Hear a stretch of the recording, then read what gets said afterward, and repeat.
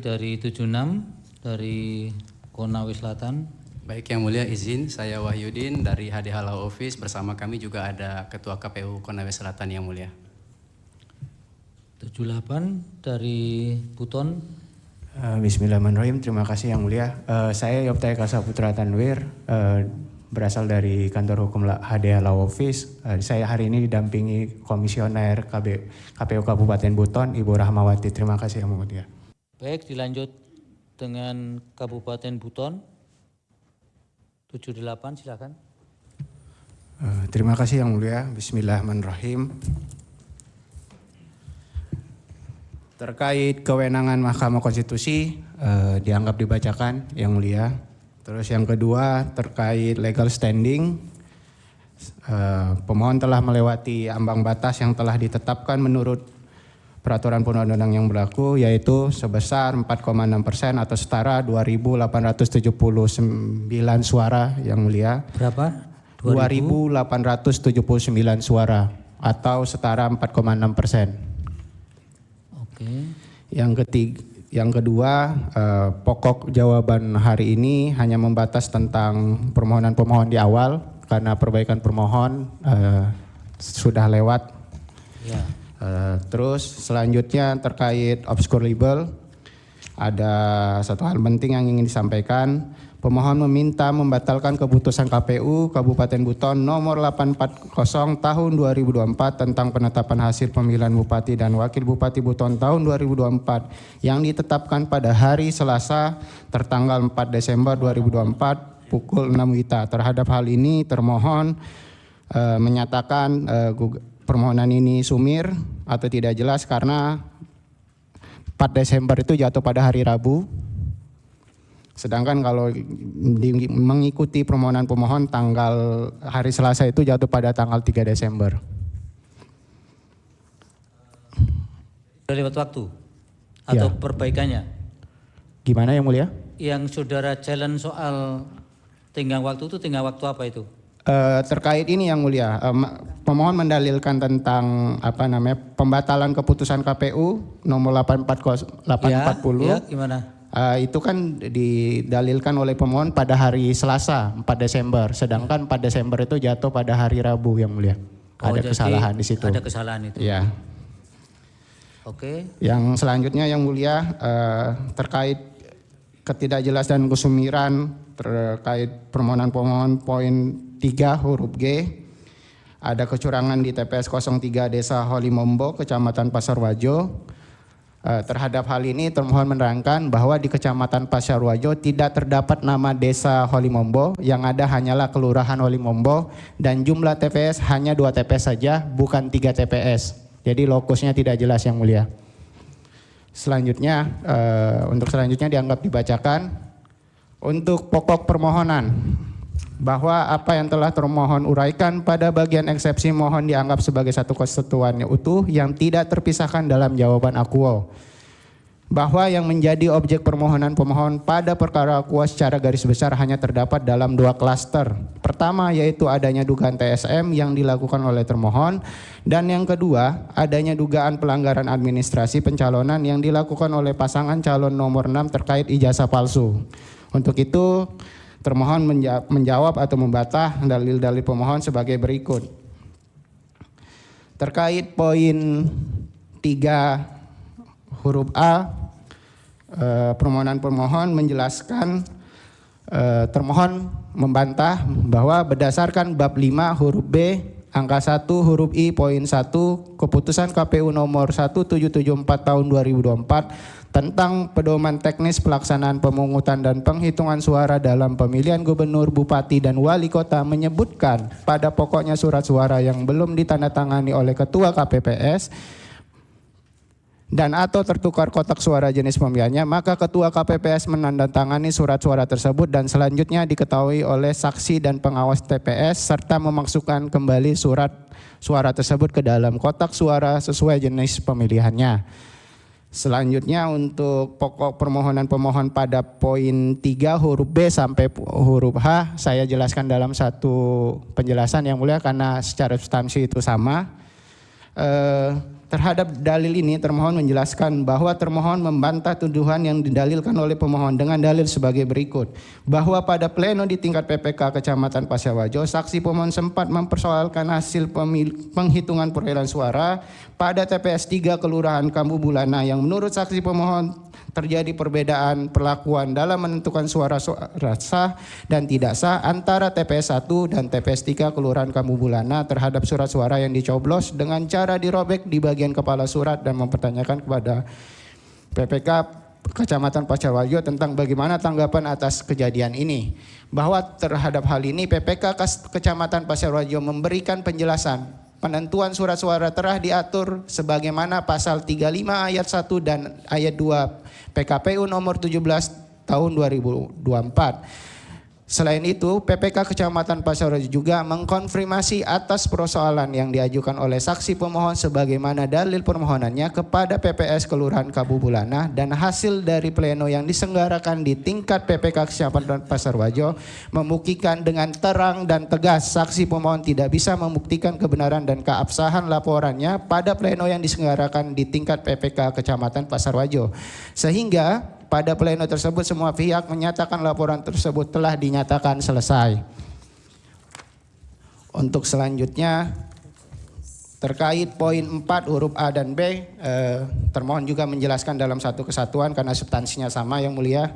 Ya. Kalau sudah tidak ada lagi petitumnya.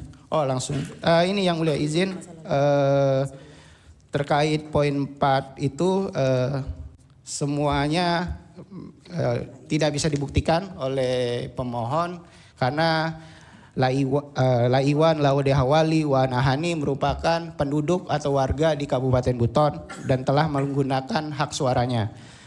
Selanjutnya untuk poin 5 yang mulia terkait adanya kecurangan di Kecamatan Siotamina Kabupaten Buton. Termohon membantahnya karena tidak ada perbedaan baik dari C hasil, D hasil kecamatan maupun D hasil di tingkat kabupaten kota.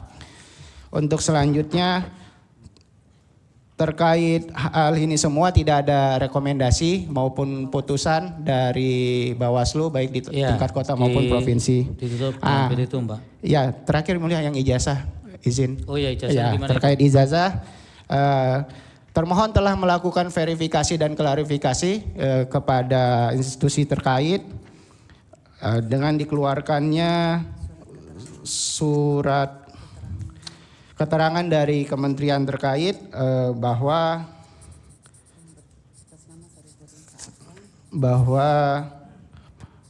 Saudara Syarifuddin Safa dengan NIM 201509000085 tidak terdaftar dan atau tidak dilaporkan sebagai mahasiswa pada program manajemen program Magister S2 yang ijazahnya telah diterbitkan pada tanggal 10 November 2017 oleh Universitas Timbul Nusantara.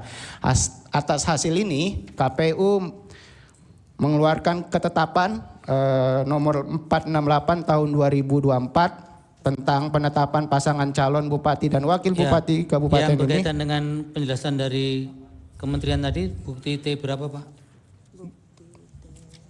Bentar yang mulia, sebentar. T16 yang mulia. T16. Iya. Jadi dari coba hasil diulang dulu Pak. Gimana Pak? Penjelasannya tadi diulang dulu. Penjelasan soal klarifikasi ijazah tadi bahwa baik. Jadi terkait ini Sekolah Tinggi Ilmu Ekonomi IPEK diselenggarakan oleh Yayasan Institut Bisnis Ekonomi dan Keuangan mendapatkan izin untuk menyelenggarakan pendidikan tinggi di lingkungan Lembaga Layanan Pendidikan Tinggi Wilayah 3, DH Kopertis Wilayah 3 dan penguruan tinggi tersebut sudah berubah bentuk menjadi Universitas Timbul Nusantara. Saat ini telah dicabut berdasarkan surat keputusan Menteri Pendidikan Kebudayaan Riset dan Teknologi Republik Indonesia nomor 439/0/2021 tanggal 13 Oktober 2021 tentang pencabutan izin pendirian Universitas Timbul Nusantara di Jakarta dan izin pembukaan program studi pada Universitas Timbul Nusantara di Jakarta yang diselenggarakan oleh Yayasan IBEK Jakarta. Pertanggal 11 September 2024, Saudara Syarifuddin Safa dengan NIM yang telah disebutkan tadi tidak terdaftar dan atau tidak dilaporkan sebagai mahasiswa pada program manajemen program Magister S2 yang ijazahnya telah diterbitkan pada tanggal 10 November 2017 oleh Universitas Timbul Nusantara. Kalau begitu ijazahnya dari mana?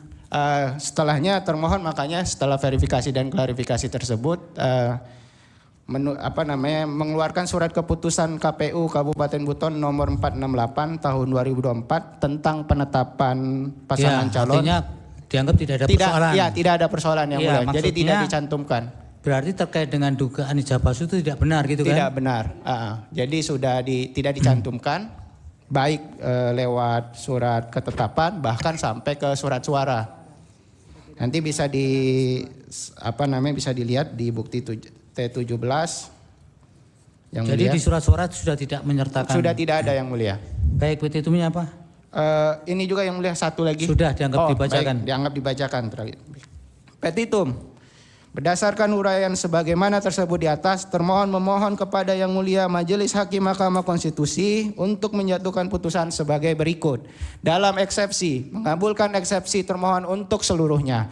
Dalam pokok perkara, 1. Menolak permohonan pemohon untuk seluruhnya. 2. Menyatakan benar dan tetap berlaku keputusan Komisi Pemilihan Umum Kabupaten Buton nomor 840 tahun 2024 tentang penetapan hasil pemilihan Bupati dan Wakil Bupati Kabupaten Buton tahun 2024. 3. Menetapkan perolehan suara tahap akhir hasil pemilihan Bupati dan Wakil Bupati Kabupaten Buton tahun 2004 dianggap dibacakan. Atau apabila Majelis Hakim Mahkamah Konstitusi berpendapat lain, mohon putusan yang seadil-adilnya. Tertanda tangan HDH Law Office. Terima kasih Yang Mulia. Baik, dari pihak terkait silakan. 78. Terima kasih Yang Mulia. Perkenalkanlah kami kuasa hukum dari pihak terkait perkara nomor 78 terkait dengan yang dimohonkan oleh pemohon dalam permohonan pembatalan keputusan KPU Kabupaten Buton. Izin menyampaikan pokok-pokoknya saja Yang Mulia. Dalam eksepsi, Mahkamah Konstitusi tidak berwenang memeriksa dan mengadili permohonan yang diajukan oleh pemohon. Di dalam dalil-dalil pemohon setelah kami baca secara seksama tidak ada keberatan yang dinyatakan secara tegas oleh pemohon. Pemohon juga tidak pernah menghitungkan berapa sebenarnya angka yang benar menurut pemohon. Yang kedua, perbaikan permohonan pemohon lewat batas waktu pengajuan, sehingga keterangan pihak terkait hanya mengacu kepada permohonan yang diajukan oleh pemohon Yang Mulia. Yang ketiga, pemohon tidak memiliki legal standing. Seperti yang didalilkan oleh pemohon dalam permohonannya, selisih terbesar adalah 2% mengikuti jumlah penduduk yang 121.072 jiwa. Namun Yang Mulia, di dalam permohonan pemohon ini salah dalam menjumlahkan total suara dari total suara sah. Di dalam dalil permohonan mereka menyampaikan totalnya adalah 64.066 suara. Total suara sah. Tetapi setelah kami jumlahkan Yang Mulia, total suara sah adalah 62.636. Sehingga semestinya total selisih terbanyak adalah bukan seperti yang dimohonkan oleh pemohon yaitu 1.681 tetapi 1.253. Begitu Yang Mulia, sehingga sudah melampaui ambang batas berdasarkan ketentuan Pasal 158 ayat 2 yaitu sebesar 4,6% Yang Mulia. 4,6 ya kan? Iya, 4,6%. Oke, selisih apalagi? Suara 2.000. Sudah, itu dianggap sudah. Baik Yang Mulia, kemudian yang berikutnya apa yang ditanggapi? permohonan pemohon tidak jelas dan kabur Yang Mulia. Ya, itu dianggap dibacakan. Berkaitan dengan dalil ada yang mau diterangkan? Izin menyampaikan sedikit Yang Mulia tentang kabur dan tidak jelas tadi Yang Mulia. Sudah dianggap dibacakan. Baik Yang Mulia, kami masuk ke dalam pokok permohonan. Di dalam pokok permohonan Yang Mulia, pemohon mendalilkan terkait adanya pelanggaran yang bersifat terstruktur, sistematis dan masif. Namun Yang Mulia, tidak pernah pemohon melakukan pelaporan kepada Bawaslu terkait dengan pelanggaran TSM ini.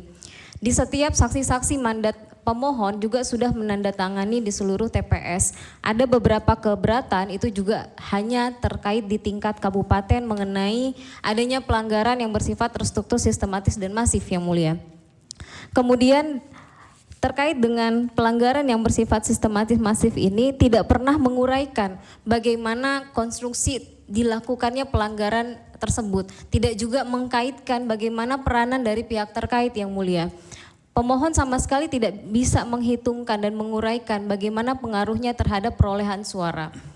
Kemudian yang mulia, kami menanggapi beberapa kejadian di TPS. Di TPS 6 Kelurahan Kombeli, pemohon mendalilkan pencoblosan surat suara sebelum ditandatangani oleh KPPS. Yang mulia, karena ini merupakan teknis pencoblosan, semestinya dilihat ada atau tidak ada kejadian khusus. Nah, dalam kejadian ini suara terbanyak sebenarnya bukanlah dari pihak terkait, tetapi adalah paslon nomor 5, sehingga menjadi tidak relevan. Suara pemohon 58 suara, pihak terkait 31 suara. Saksi pemohon pun menandatangani TPS yang mulia, ada di PT 5. Kemudian di sana ada berapa pasangan calon, Bu? Ada 6 pasangan calon yang mulia. Itu mengapa kami sampaikan di dalam keterangan ini tidak relevan dikatakan bahwa ini terjadi pelanggaran yang bersifat terstruktur, sistematis, masif karena ada 6 pasangan calon dan Dalil lain selisihnya yang mau kecil. ditanggapi apa? Kemudian poin B, permohonan pemohon halaman 8 mendalilkan TPS Kelurahan Kambula Bulana terdapat surat suara yang dicoblos dengan cara dirobek gambar kepala paslonnya dianggap tidak sah, sementara kejadian yang sama dianggap sah. Keterangan kami adalah tidak ada juga keberatan di dalam kejadian ini dan saksi daripada pihak pemohon juga menandatangani yang mulia. Kemudian ada kejadian di dalam poin C TPS 3 Desa Donggala. Ini juga sama keterangannya terhadap beberapa TPS, dalilnya sama yang mulia, TPS 3 Kelurahan Saragi, TPS 2 Desa Wangangu-Wangu, TPS 1 Desa Bandungangi, TPS 3 Halimombo, bahwa pemohon mempersoalkan adanya kejadian khusus terkait surat suara yang seharusnya 479 surat suara, sedangkan yang diterima oleh KPPS adalah sebanyak 480 suara. Sehingga atas kejadian tersebut KPPS sebenarnya telah bertindak sesuai dengan model C kejadian khusus yang mulia karena memang ada kelebihan suara yang dikembalikan. Justru menurut kami pihak terkait jika tidak dicatatkan dalam kejadian khusus justru KPPS tidak melakukan tugasnya. Dalil-dalil ini sama yang mulia dengan yang tadi kami sebutkan. Kemudian terkait dengan ijazah, tuduhan ijazah palsu yang mulia pada poin 12 halaman 10 sampai dengan 11. Ini sudah kami dalilkan juga terkait bukti ijazah palsu ini ada di PT 46 sampai 48 yang mulia. Sudah dijawab atau dijelaskan? Bukan didalilkan, Bu? Kami dalilkan ini yang mulia. Kenapa kok didalilkan? Yang mulia? Ibu menjadi pendalil apa? Bukan yang mulia. Mendalilkan kan pemohon. Telah kami jawab juga di dalam keterangan pihak terkait ini yang mulia, ada di dalam PT 46 dan PT sampai PT 48 bahwa itu bukanlah bahwa secara substansi ijazah S2 itu bukanlah merupakan syarat minimum yang harus dipenuhi. Ya, tapi dokumen kan tersebut bukan di situ, Bu. Persoalannya ada tidak? Ada yang mulia. Bukan kebenaran pemalsuan itu loh. Baik yang mulia, bahwa kami jelaskan dengan tegas yang mulia bahwa ijazah itu bukan palsu. Ketika itu pihak termohon sudah melakukan verifikasi faktual kepada kampus tersebut, tetapi pada saat itu memang kampus sudah tidak beroperasi yang mulia. Legalisir yang diserahkan oleh pihak terkait yaitu Wakil Bupati Buton pasangan calon nomor urut 6 ini pada saat masih beroperasi yang mulia. Sehingga kami cantumkanlah skrip nilai dan ijazahnya. Ini dapat kami buktikan yang mulia bahwa ijazah itu bukan palsu. Tetapi setelah dilakukan verifikasi lalu termohon menyatakan sudah pakai saja ijazah S1, maka kami mengikuti saja untuk menggunakan ijazah S1. Di seluruh kertas suara, di seluruh baliho dan lain sebagainya kami mengikuti arahan sesuai dengan yang sudah disampaikan oleh termohon yang mulia. Oleh KPU ya. Benar.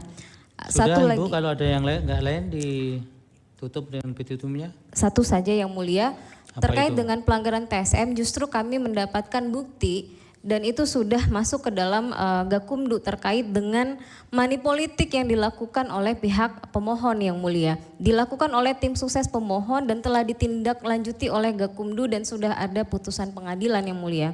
Itu kami cantumkan di dalam PT 51. PT 51 ya. Ya, Oke. dilanjutkan oleh